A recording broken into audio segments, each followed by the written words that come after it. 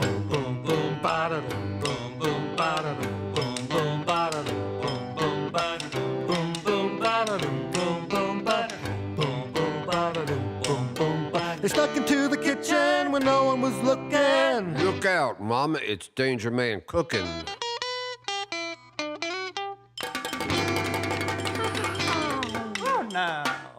Hello, and welcome to Danger Man Cooking. My name is Gary Schmidt. And I'm Steven Schlissel. Today on Danger Man Cooking, we will be visiting a fresh pasta shop here in Manchester, an organic bread bakery in Rupert, and then back to Manchester to visit the bookstore. And then Steven's going to take us for a wild walk into the woods and gather some ramps. And then we're going to bring everything back here, and Gary's going to cook it all for you. So, before we get cooking, let's go see what Vic and Teresa are doing at Fior d'Italia in Manchester.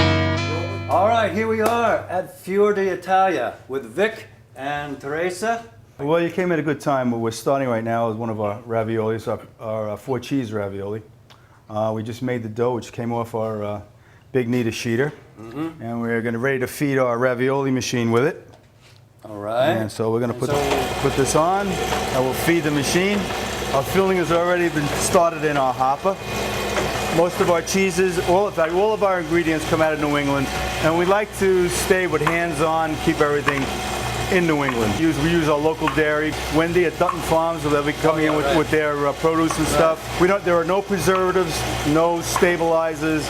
This is as close to making it as home as you can get. What kind of cheese do you have in the Well, we have this a combination. This has your plain ricotta. We use Romano, Parmigiano, and a little Asiago. So one of these rolls of dough is the bottom, and then the other one's at the top, right. coming in. And then you can see right there where they're sandwiched together. The machine feeds all the others, so it makes all the different doughs. Makes a different dough. Yeah, we could do up to like 300 pounds at one shot. And do you make cheese also? We make fresh mozzarella, yes we do. Fresh mozzarella. And so your distribution, outdoor markets or? We do stores, especially food stores, schools, restaurants, farm stands like Wendy have it done. Yeah. Places like that. We don't do any supermarkets. Yeah, right. If somebody local wanted to get some of your product, they could come here, which we don't mind people coming here, but we do use we have Earth and Sea seafood right here. Oh, they fantastic. Nice. Really they take care of it for you? Oh yeah. Okay. And Dutton Farms. We've been working together so long that we don't even think anymore. We just know by motions what has to get done. We work around each other. Right. We have about 33 varieties. Our biggest seller is our lobster ravioli. Especially ravioli with cheese would be a gorgonzola and walnut, which is a really popular one. We have a grilled asparagus and smoked mozzarella. We just came out with a new one. We have a winter squash, but we came out with a new one. We have a summer squash now. And that has zucchini, yellow squash, plum tomatoes, fresh mozzarella, and basil in it. Some other favorite ones are grilled asparagus and artichoke. Then we have a grilled red pepper and fontina. A roasted eggplant with tomato and mozzarella. Artichoke and goat cheese is another popular one. Pasta it's very, very sensitive. Right. Okay, so you got to talk nice to it. The key to it is plenty of boiling salted water. That's it. Make sure it's boiling before you put it in. So it doesn't take that long to cook. No, the fresh pasta will take probably half the time as that dry pasta will take. But it will not expand as much. It may expand 1.5 times, whereas dry pasta will expand 3 times its weight. Here's the key. You drop your pasta in the water, you got to move it around. Yes, right. Once it's totally coated with hot water, it puts a skin on it, and it slides off itself. Right. Ravioli, and I tell people, I says, the key with the ravioli, I says, we only give you guesstimates on the package because every filling cooks differently. Right. But the key is, when you see all the ravioli, water comes back to a boil, the ravioli are going to start moving around. I says, when you see them all floating, and they look like pillows, and they're all standing up in the water, that's it. Take them out, put them into a sauce. Lots of people will put a little oil in the water. No. Don't worry about that? No, that's a fallacy. Okay. That's a fallacy. I've proved a ton. When I do the demos. Yeah. I said, people who own oil companies tell you to do that. Okay, welcome back. Now we're going to cook some pasta, and we're going to cook some ravioli. And we're going to serve this with a cream sauce. In the world of cooking, there are 5 basic sauces. So today we're going to explore 2 of them, a cream sauce and then a tomato sauce. We have our ravioli, cheese ravioli. These are fresh made, and they need to be frozen. So the first thing we're going to do is take these and plunge them into boiling salted water. And they will not take too long. You're basically waiting for them to rise to the top, and then when they rise to the top, they're going to cook for about 5 minutes at the most. The sauce we're going to make is going to be a cream sauce with cheese, something of the kind of Alfredo sauce. So for that, we have some butter, we have garlic, onions, and we're going to throw in some mushrooms with that. We have cream and cheese. So the first thing we're going to do is put a little butter into the pan, and I'm cooking on a high heat. We're going to then take some garlic, nice diced garlic, some onion, and then the mushroom.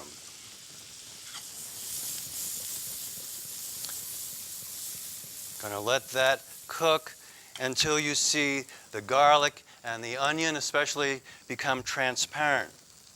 It won't take too long. Now the pasta has risen to the top. We're going to just stir that a little bit, and the timing should be just right. This will take about, like I said, 5 minutes. This will take 5 minutes at the most. Once the onion and garlic are cooked, as you see, we're going to throw in some heavy cream. Heavy cream sounds dangerous to some people, but it's the best thing to use. A little bit goes a long way. The cream is cooking. Now, we're going to take an egg yolk, and first we're going to separate the egg. And for those of you who have never separated an egg, I'll give you one technique for that. It's very simple. Crack the egg. You're going to open it up carefully, let the egg white run out of one side of the shell, toss the yolk to the other side, and there you have a separated egg. We're going to throw this into the cream that's cooking, and with a whisk, we're going to stir it up. You can see now that the egg yolk has thickened the sauce a little bit, and then we're going to throw in some nice shredded Parmesan cheese. And then we're going to add a little bit of herb. I'm throwing in some basil. And then just for the last ingredient, a little salt and pepper. And now we're going to take the pasta out of the boiling water. And as you can see, the pasta has created a very nice pillow effect. It's cooked perfectly. We're going to drain it and put it onto the plate.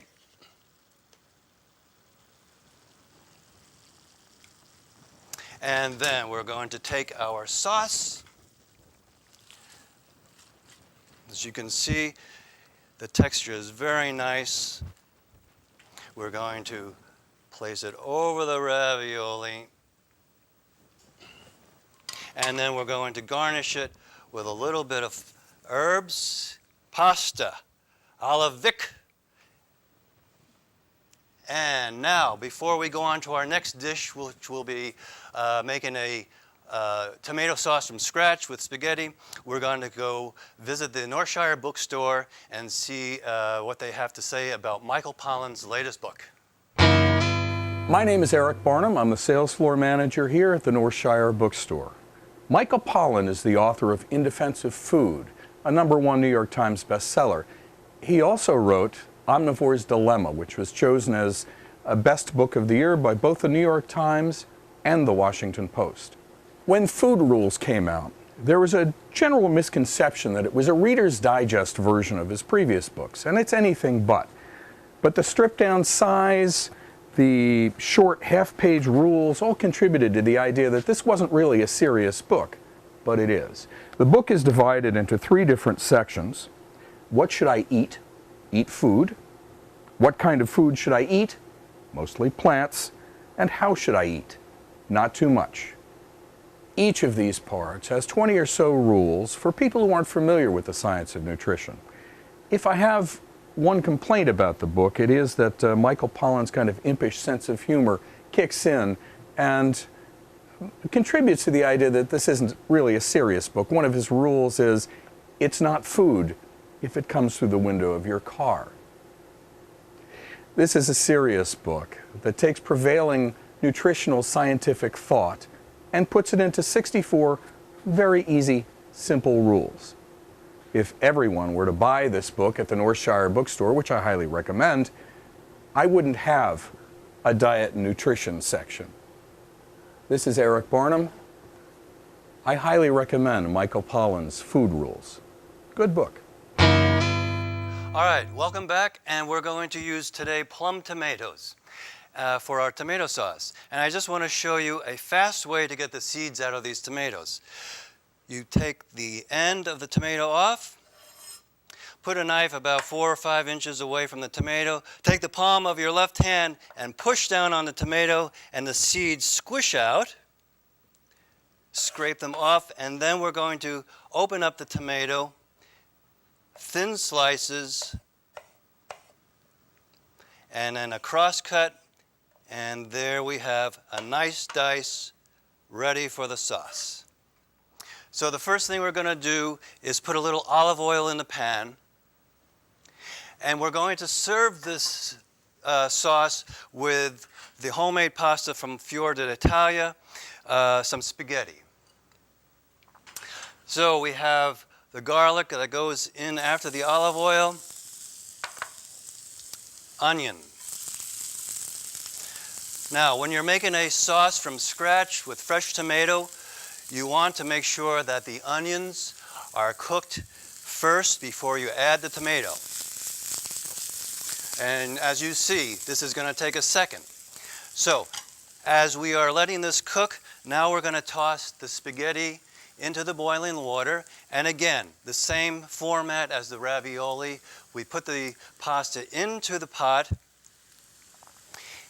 It will go down to the bottom, and then when it comes back up top, we'll let it cook for 5 minutes at the most.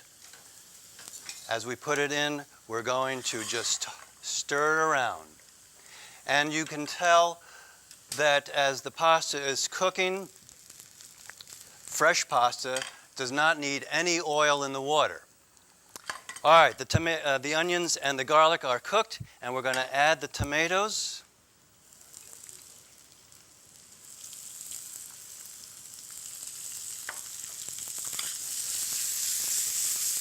Going to let them cook down. And again, I'm cooking this on a high heat. I'm going to take a little salt and pepper. This is a combination of salt and pepper mixed. And then I'm going to add a little basil.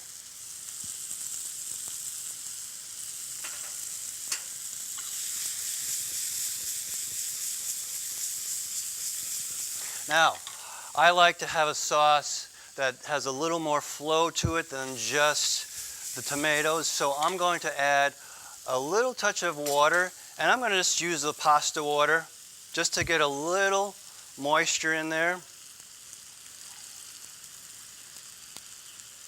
And you can see that that loosens up things nicely. We're going to just give this a little taste test.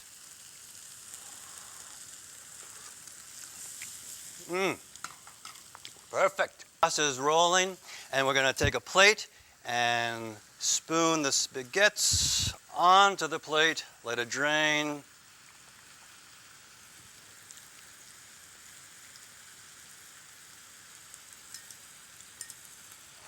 And our sauce is ready to go. Place it right on top. And a little Parmesan cheese. Now we have a nice meal here that takes only 2 minutes to make. And now, to add to our meal, the ravioli and the spaghetti, we're going to have some garlic bread. And we're going to go to see Rupert Rising Bread in Rupert and see what they're doing out there. Most people bake at home. You bake by measuring cups. Baking by weight is a much more precise method. I bake using the metric system. First thing I did was I learned how to maintain the starter, which is the cultured dough that you use to leaven the bread rather than using commercial yeast. It ferments very slowly. You get a very long rise, and what you wind up tasting more so out of bread like this is the grain as opposed to the yeast.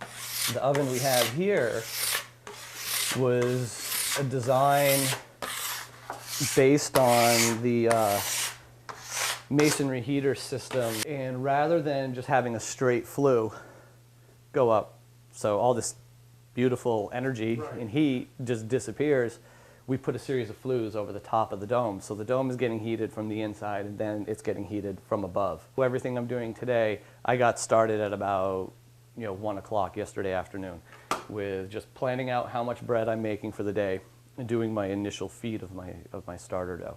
Because you have to kind of grow it to get enough to bake your batches. And it changes every day depending on how much bread I have to make. For every batch, there's 2 different starters that go into them. And did that, then that ferments overnight. I get up at about 5, come down, I start the fire, and then about an hour after I start the fire, I start doing my initial mix.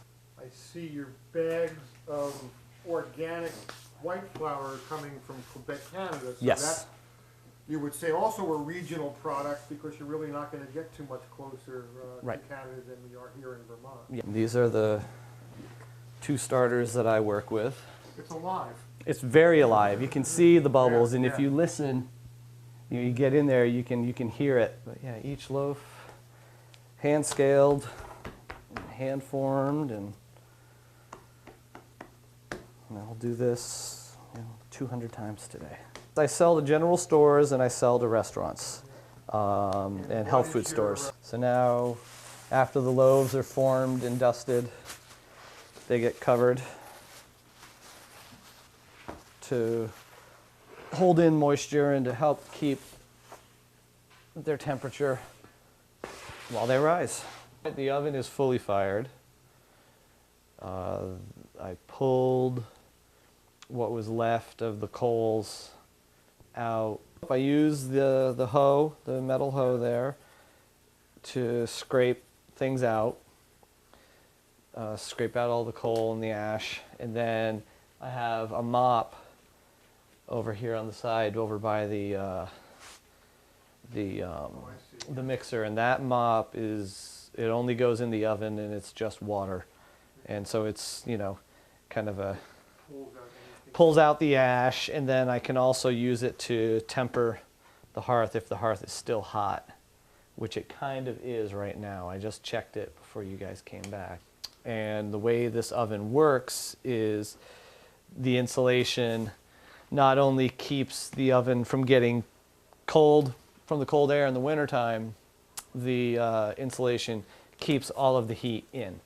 So today's fire started at about 5:30. I pulled it at about 1:30. I'm going to check the hearth right now. And I do it just, I dust it with flour.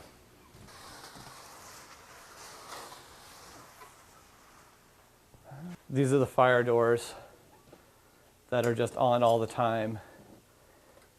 And then I have a baking door that I designed and my father-in-law built for me.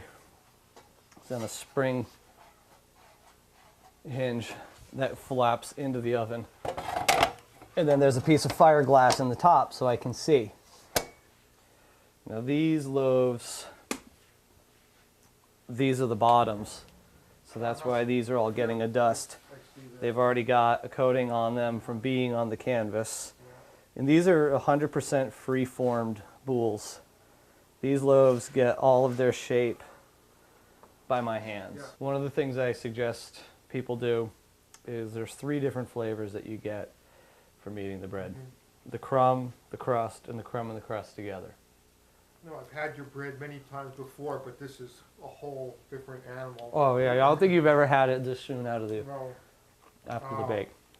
Rupert Rising Bread, it's been an education, it's been great, and we know you got a lot of work to do. It's been a long day, it's going to be much longer, so we will Yep. try to get out of your hair. A And lot I more to thank do. you so much. Thanks, Stephen. Great, All man. right, hey. Good Thanks to for coming see you by. thriving. Yeah, no, it's good. Okay, welcome back. Now, we have our baguettes from Rupert Rising Bread, and we're going to show you a very simple method to make some very nice fresh garlic bread. I have the baguette split down the middle, and we're going to take some butter that's at room temperature and some fresh garlic and some nice basil.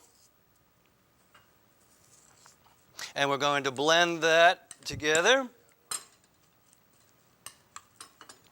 This is salted butter, so we do not need to use any extra salt. And once you have it blended together, we're going to take the butter and spread it onto the baguette.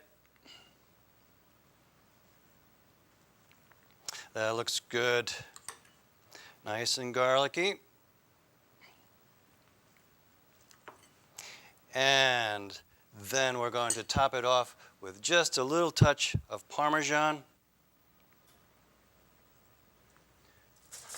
Place it onto the broiling pan and place it into the oven. The oven is on broil, and it will take approximately 2 minutes for that to happen. Keep an eye on it, otherwise it'll burn, but it's as simple as that. Okay, welcome back. Now we're going to cook some wild greens. Stephen has gone out and foraged some stinging nettles and some wild ramps. So Steve, you want to talk to us Well, about the stinging these? nettles are a wild weed growing in the springtime. I harvested these right on the side of my yard yesterday morning. The thing you got to know about stinging nettles is that they have these little barbs on them which will inject formic acid, which is what red ants sting you with. When I cut the stinging nettles, I use a nipper or a scissor, and you will see here I'm cutting the tops off the nettles, the fresh young tops, and I'm dropping them into a colander. And now Stephen's going to take us into the forest and forage some wild ramps. In some of the recipe books for wild food, you'll see recipes for fiddleheads and ramps. Why would you put those together? Because they're both ready at the same time. Now's the time to pick those ramps. Now's the time to get the fiddleheads. When you do find a patch of wild leeks like this, you don't want to take them all. I mean, first of all, you don't want to eat too many of them because they will, they're pretty strong. The leaves are lance-shaped, usually pretty big. They'll have a red stem. I had told you as we were walking up here, they like to grow beneath maples. We're standing under a maple. They like rich, moist ground. This is pretty moist, and this is real rich.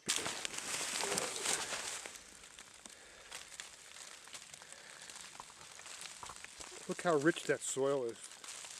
Well, this one broke in half, and there's a whole bulb there. You take all the dirt off. That's beautiful. And I fried some up with eggs the other day, and I used a little bit of the leaves for color. If you're introducing something for the first time, try a little bit, because you could be allergic to anything. I don't know of any cases of dermatitis from this, but some people might have a reaction. So try a little bit first. Look at this. They just love growing in bunches like that. And you can eat them all summer, but they start to shrivel and dry up. So they're prime now for the bulbs. They're actually past their prime for the green leaves.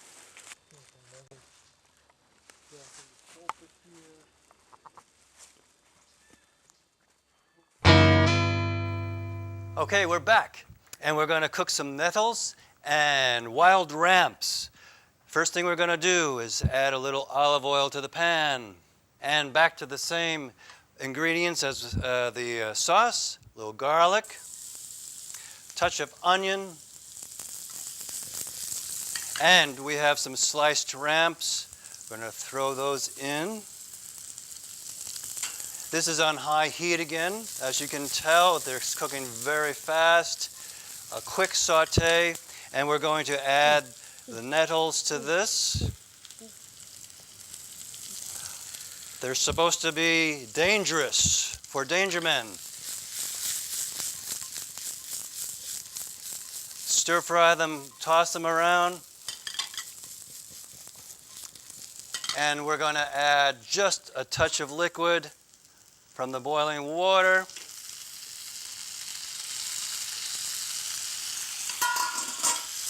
And a touch of salt and pepper. And voila! Wild greens to accompany our pasta dishes. So, Gary, now that we've finished up here in the kitchen, what better way to finish up our meal than a nice glass of wine? I agree, Stephen.